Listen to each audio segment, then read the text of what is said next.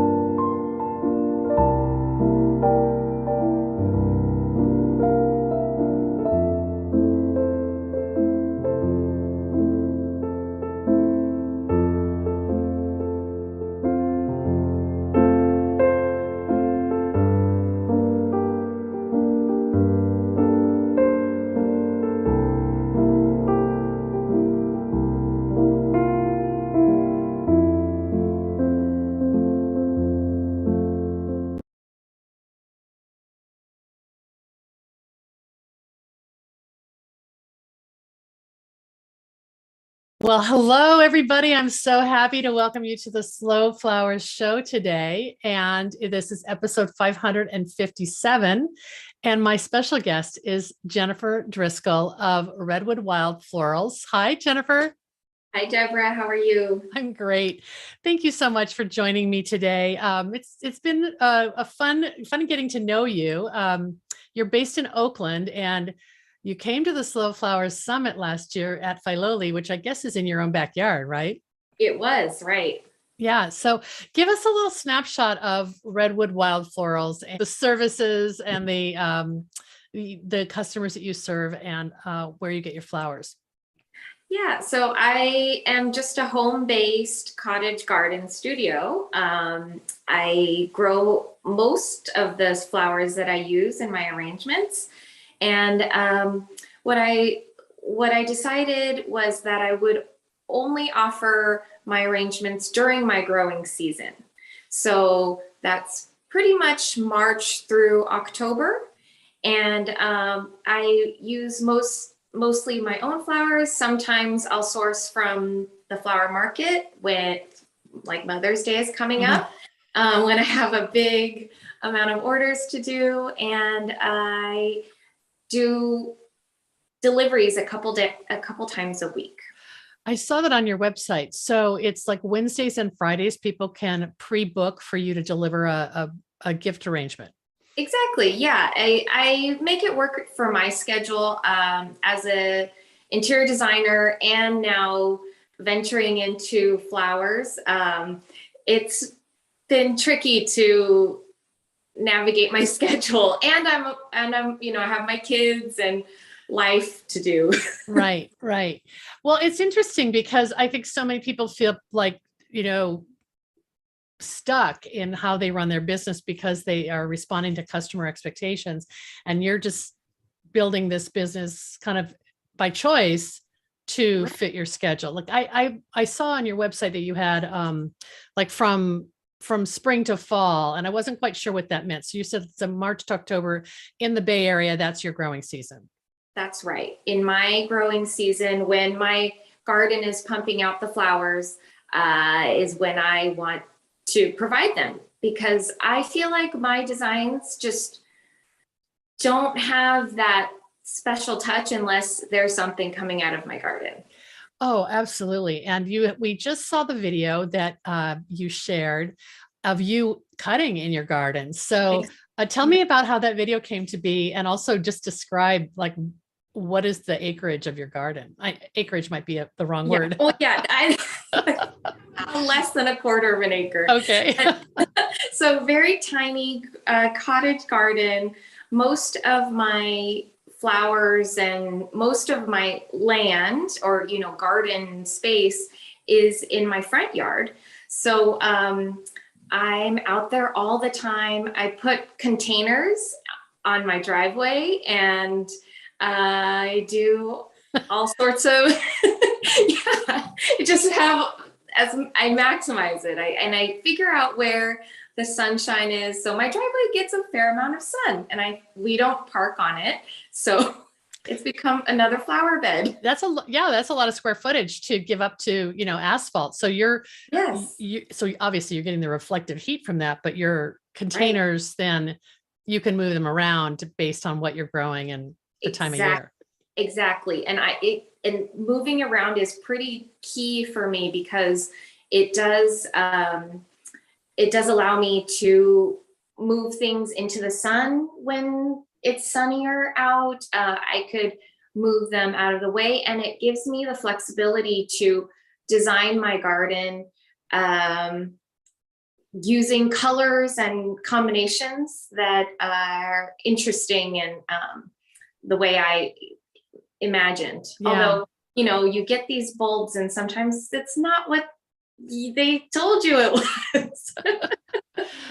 Well, let's talk about that. So you mentioned bulbs. So right now are you harvesting mostly the spring flowering bulbs? Is that what you're beginning? So, yeah, from the video, which was taken in March, it was all tulips and daffodils just exploding and having their show. The ranunculus are coming out right now for me. There's a lot of local growers and my friends who are professional growers who their ranunculus came and went a couple weeks ago. I think around the same time my tulips went, and it's because I grow in the shade mostly.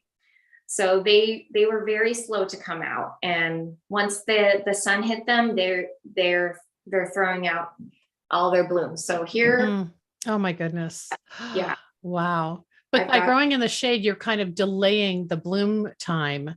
That's right. Yeah, it's interesting. Yeah. Huh. It's interesting. That's what I'm learning. This is only my 5th year of serious gardening, and I am learning that I'll get the flowers eventually. It just takes a little more time. Yeah. Yeah. Well, I know you're going to do a little design demo for us. Is this a good time to break and have you set up for that? Yeah, as I mentioned, I am an interior designer. I've been an interior designer for about 15 years, and didn't really get into gardening until our family moved over to Oakland. So when I had to revive the garden that was here and figure out all the plants that were already growing, I really got the gardening bug. And that's how I got into gardening. So now I love to bring in the flowers and arrange tablescapes and just share the flowers in my house, and then with my neighbors and friends. That's wonderful. Yeah, it's a really nice way to bring inside out, and just have nature. I'm also a huge houseplant proponent, so a lot of people come in my house and think it's like a jungle in here. And I'm like, yeah. Wow. Well, why don't you get started, and I'll ask you a little bit about your path to flowers while you're designing. What are you going to show us today? So today I've already set up a little bit, sort of a base for a side tablescape that you can do when you're hosting guests or just I feel like to me, it feels like a casual garden party design. It's so pretty the way you've kind of grouped using scales. So there's sort of a dominant arrangement to what we're seeing on the right with the large vase and the viburnum and the plant, and then kind of a secondary grouping on the other side, other end of the side table. Is that sort of Exactly. And so I brought in the height here with some tall viburnum, and I always bring in different branches in the different seasons in this vase, just because it holds it well, and it's nice and tapered, so I don't have to get a massive amount of branches. Just a few do the trick. Yeah. So the height is there, a little clustering, and I brought some of the color from up here, which our color story is white. So I brought that down to the table and put a few florets down here, and sort of continued on with some pretty books and some items that again fit the color story, some black and white. No, it's kind of like the echoing effect of the large arrangement and then repeated on the other side. Yeah. I can see where there's a lot of interior design consideration into how you've placed things, and it's the overall composition, not just what's in the vase. Exactly. And I was thinking I would, I harvested all of my white ranunculus, so I could add a few more in there. And I thought it would be really pretty, although I don't have the things, but just to add, this is where you could put platters, cups, teapots, where your guests can gather and enjoy the setup. That's so pretty. I love it. Wow, that's a lot of ranunculus that you yes, you sacrificed for this demo. I have more. Well, it is Mother's Day week, so I was planning to harvest the blooms anyway, and here we are with all the ranunculus. So those vases are really cool. Do you deliver arrangements in vases, or is that part of your look? So part of my my main offerings are arrangements in vases. I haven't quite figured out the best way to deliver with bouquets, just because I don't feel comfortable leaving them out of the water source. Right. And so what I started with mason jars, and I upcycle actually mason jars that a friend uses. She gets her lunch delivered, and I can upcycle her mason jars. They don't take them back for some reason. Okay. So you have a source of mason jars. Yeah, and ball jars, and so those are my smaller offerings. And then I'm now learning where to buy wholesale vases. Okay, those are beautiful. Yeah. They look very handcrafted, even though they're probably mass produced. That's right. Exactly. That's fun. So Jennifer, can I just keep asking questions while you're working? Yeah. I'm so fascinated that you are drawing from an interior design training. Was that sort of your first passion as a creative when you were, figuring out how to be a grown-up? 100%. I would say I've always sort of been drawn to and searched out beauty and beautiful things and beautiful environments. As a teenager, I would subscribe to Architectural Digest. I wasn't really. I was impressive. I was reading Architectural Digest and Martha Stewart magazine, and I just wanted to be an interior designer. It wasn't exactly where my path led me initially for college. But once I graduated, I figured out that is what I wanted to do for sure. So I I moved to San Francisco and I enrolled in the UC Berkeley Extension interior design program and was able to work and complete that post-bac degree afterward. Mm-hmm. And ever since, so, and even with interior design, there is a lot of floral work that during the photo shoots, that was my first experience going to the San Francisco flower market, was getting ready for photo shoots, setting up designs like this for the photographers, and to just really showcase the house, because Right. A home design really doesn't feel complete without a little bit of green, a little bit of green and some life in it. So were you primarily focused on, and I know you still have your business, is it residential primarily? That's right. My business is Studio Driscoll, and it's a residential design. It's just me. So essentially what I do is I consult with clients who are doing smaller projects and remodels, kitchens and baths, and furnishings for their home. Mm-hmm. And so you had that career well underway when you and your family moved to Oakland to this new house. You said about 5 years ago, is that it? Right. And so you inherited a garden, and somehow yes, that just sucked you in. Yeah, and I think it coincided with that's what I say. I inherited this beautiful garden with dogwoods and foxgloves and all sorts of things that I had never even seen before, let alone grow.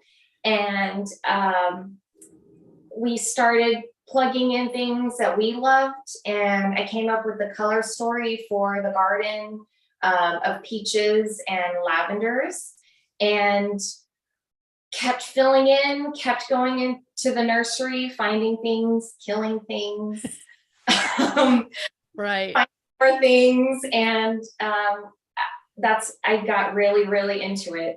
It kind of also coincided with Florette and her expansion, and those books were really eye-opening and sort of empowering, right? To allow people to feel like, okay, like you can grow whatever you love. Yes. And grow the colors and like things that you love the most. You can figure out how to grow it with just a few simple resources.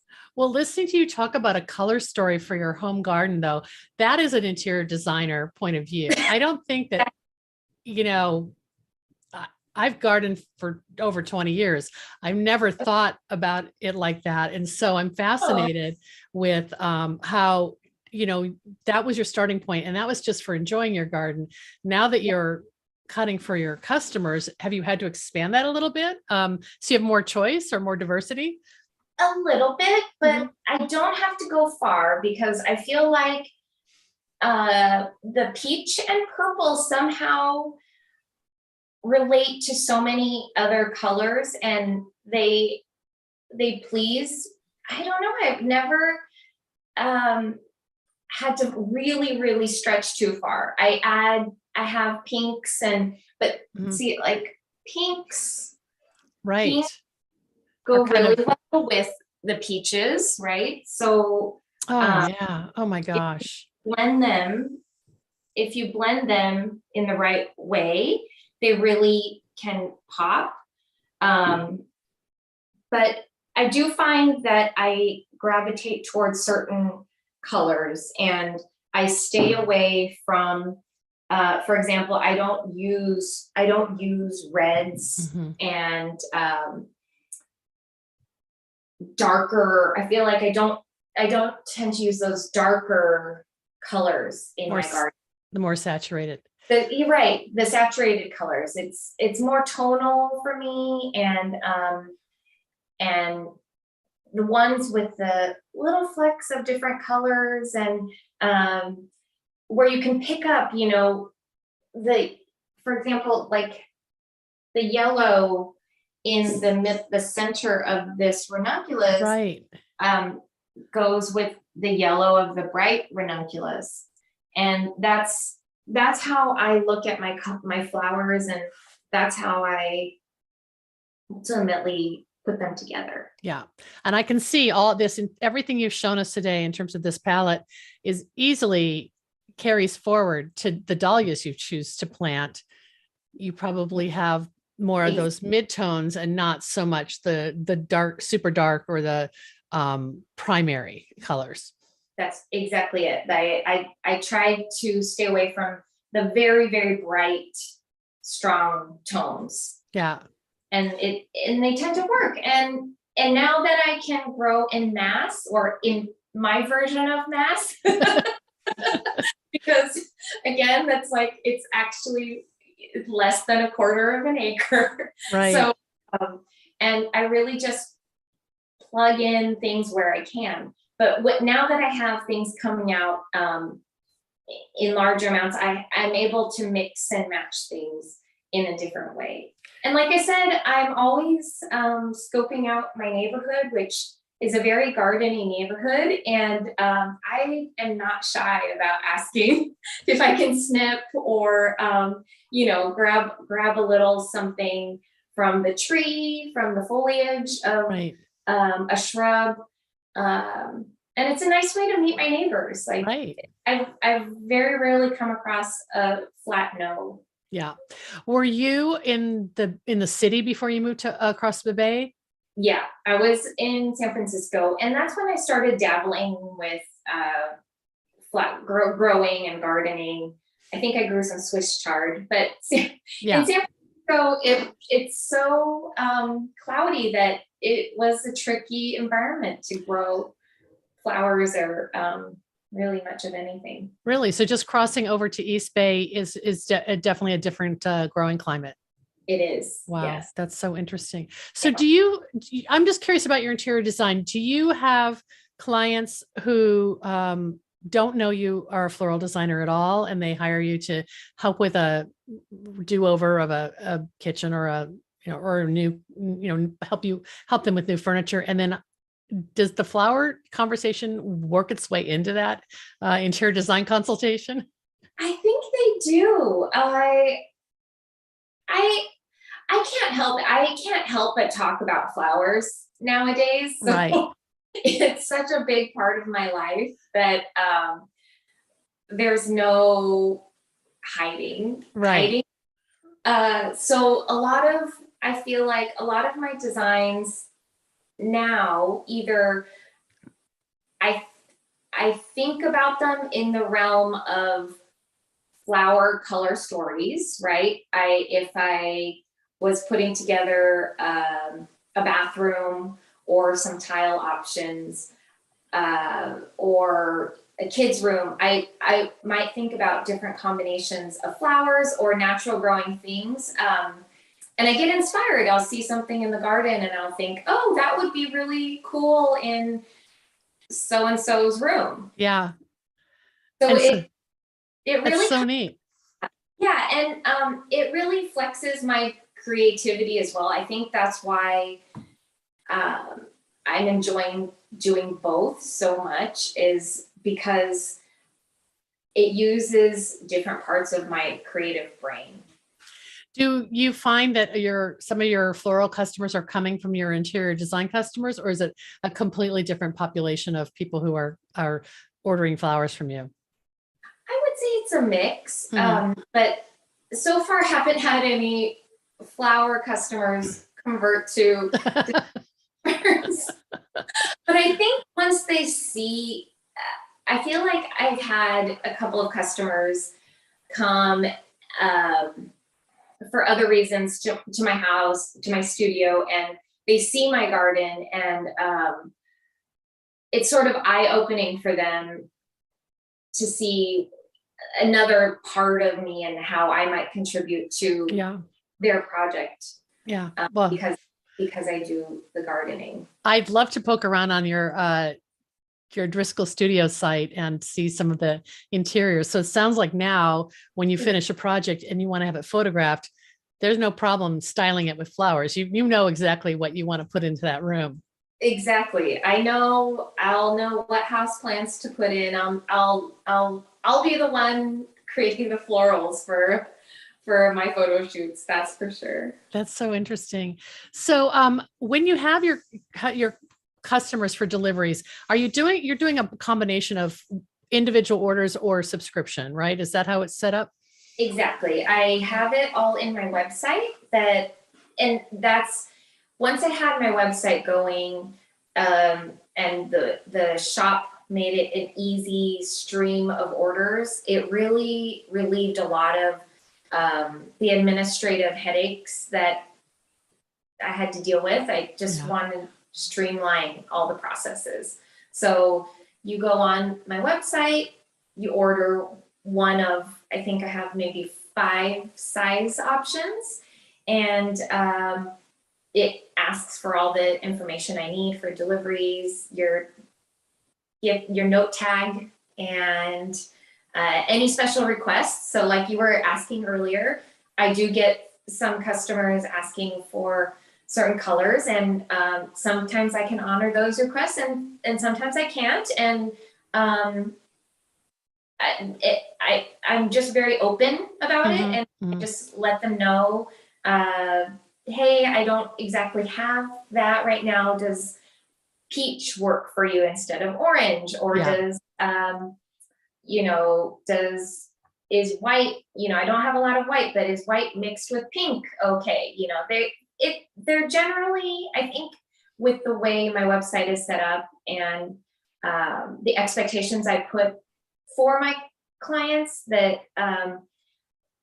they know that it's designer's choice for the most part. I was just going to say, I saw that language on many of your pages, but it's not like something that would let someone down gently. It's like, this is exciting that it's designer's choice.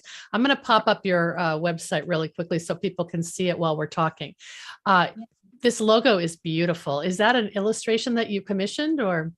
No, actually, I created the logo myself through Canva. Oh, pretty. There's a website that is sort of like graphic designer light, that and graphic design is maybe another subset of I guess my design training. Yeah, exactly. I've built websites for other interior designers that I've worked for, and oh my gosh, graphics is definitely something that I am drawn to. I think you did a beautiful job, and I love Redwood. Redwood is really important for the Bay Area. I mean, in Northern California, people know about the redwoods. Is that why you chose that? Yeah, I live in Redwood Heights of Oakland. Okay. And right off of Redwood Road, and it's this neighborhood that's just below Redwood Regional Park, where the loggers used to go up there, 200 years ago, and drive down the redwoods to the city. Wow. To build the houses down in the city. So it sort of says very local. Yeah, I think so. I think it's memorable for people in my community, and that's who I really hope to connect with and serve. Yeah. So you have a subscription base. I was kind of getting to that, and I lost my train of thought, but these are the ways that people can subscribe. Oh yeah, you said 5 choices. Okay. So they can. Yeah, those are my, they can either have a biweekly or monthly subscription. I send them out on Wednesdays, and I decided this year to only offer them from February through October. Okay. Again, it's the growing season, and the slow flowers in me, it's like, right. I don't want to have to buy the imported things in the off season. And those are the holiday seasons, right. I have a lot of commitments to handle. November and December. Wow, this is so beautiful. And you do offer, and for not people who aren't subscribers who just want to order, a classic arrangement or an accent centerpiece, you're giving them a price range and a choice, but it's still designer's choice. I mean, they get Exactly. a choice on the size, but not necessarily. Exactly. Yeah. Right. And they can see from the various designs that I've created that it varies. And yes, happy to honor any specific requests, like Mhm. for allergies. People say no lilies or no whatever this flower, but it's my style is a little wild, Yeah, and it um, is. Here's and your you Mother's Day, since we're talking about it. yeah. That's beautiful. And it's so in your palette. I love it. Yes, exactly. And those were almost exclusively from my garden. I think, yeah, those were exclusively from my garden. Um, just can't So not go pretty. out there and snip. And the best thing is when I need to go back for more, or there's some little missing thing, and I can just pop outside and grab it. Right, exactly. So do you have to set a capacity like what you can do and achieve in a given week? I mean, it's probably your time more than what flowers you have available. 100%. I do have to really limit um, my capacity, and I have help. My neighbors help me. I have a flower friend who comes to help me, and it's become a really great community. That's so neat. Well, we're going to air this on Friday, May 6th. So it's nice to see that you're working on you're doing deliveries on Friday, and then on Saturday you're having a pop-up. So that's at your garden. That's at my garden. I open up onto my driveway and put out the ready to go arrangements. Wow. Is this the first year you've done that?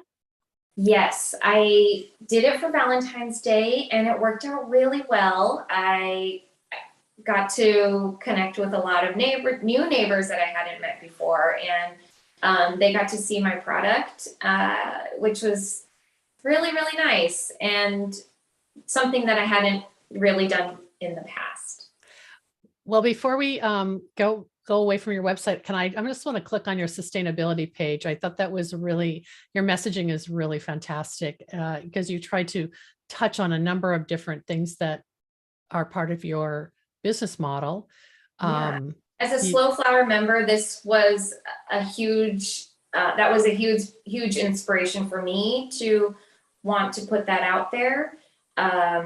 It's a huge part of why I continue to do this in the way that I do it. And it's really important to me as a gardener also to protect the critters that are, all the diverse Right. life that is in the garden. Absolutely. Is really important to me. That's so interesting, Jennifer, because when I first started meeting flower farmers and sort of becoming aware that there was this dichotomy between imports and local flowers, like maybe 12 years ago, I thought like a gardener too, like, well, why wouldn't I be buying flowers that are local? Because I know how they do in my garden, and I'm aware of the seasonality and, what it takes to grow without chemicals. And it just made sense to me. And I was so shocked when I mean, I feel naive talking about it now, but I was so shocked when I thought I knew everything about any plant, anything in the plant world. And then this reality, kind of what made me wake up and say, oh, there's definitely a different model in the traditional floral world. And what can we do to change it? So any little way we can spread the word about how important it is. I feel like most people are completely unaware. Yeah. So I really wanted to make that my mission, make that my priority, and let people know why it is I'm growing tons of flowers and selling them out of my driveway. Oh my gosh. I hope I can visit sometime soon. It's wonderful. What else do you have on tap for the year coming up? I know you've talked about doing some workshops. Is that in the works? It is in the works. I have a big year this year.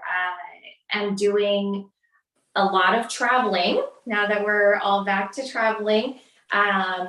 I'm bringing my daughters and my mom out over to Europe and doing a sort of a grand garden themed tour. Oh my gosh. When are you leaving for that?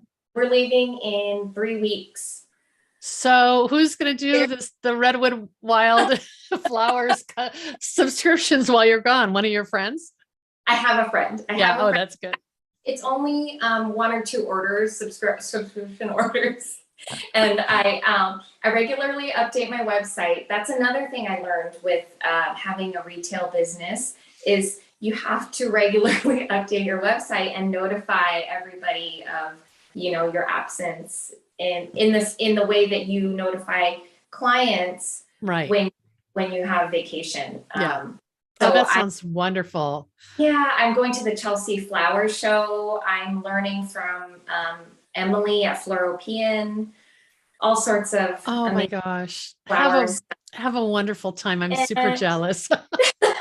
Thanks. And then after that, I get to go to the Slow Flower Summit as well. So I'm really excited for year number 2. Oh, I'm so glad you're coming. And more. I'm really excited to go. Wow. That's a busy year, but it's all education. So you can kind of chalk it all up to, improving your knowledge base and your mechanics and your skills.